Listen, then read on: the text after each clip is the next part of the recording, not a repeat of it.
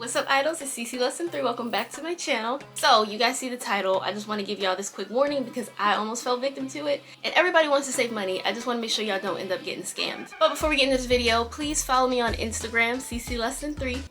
That's me. If you guys want to get to know me a little bit better, see more of my day-to-day life, follow me. There's a good idea because I post on my Instagram stories all the time.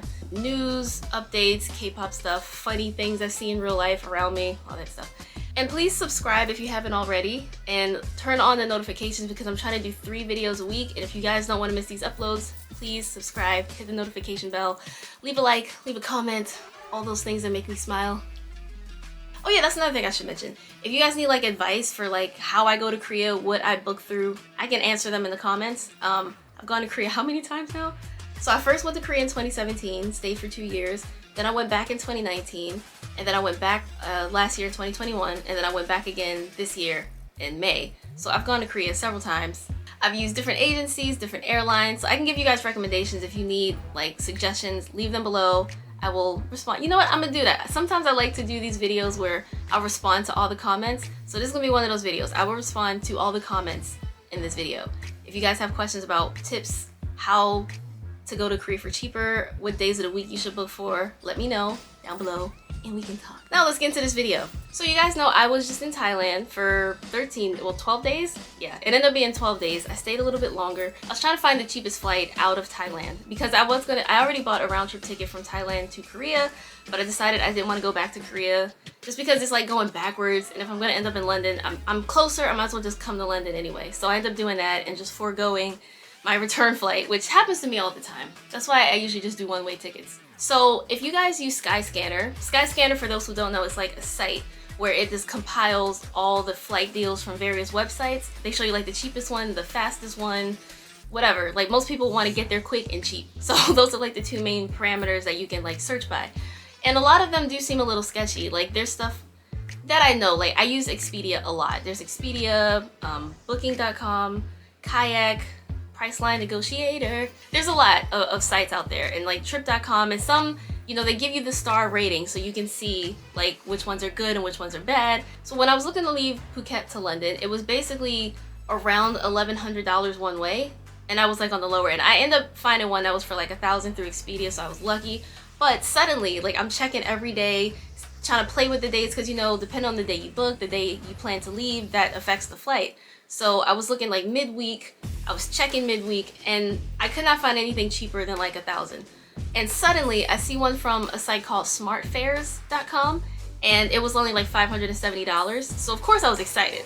But a lot of the times, if it's too good to be true, it's because it is. I was going through all the prompts, I put in my info, I put it in, but something told me not to click confirm, and I went to look at reviews. Actually gonna read some for you guys. One of the sites I really like is Trustpilot, and the thing that was a big red flag is all of the reviews were recent, 2 hours ago, 3 hours ago, 3 hours, 30 minutes ago, and it was all good, great, and very short messages. So I was just and messages that look like this too.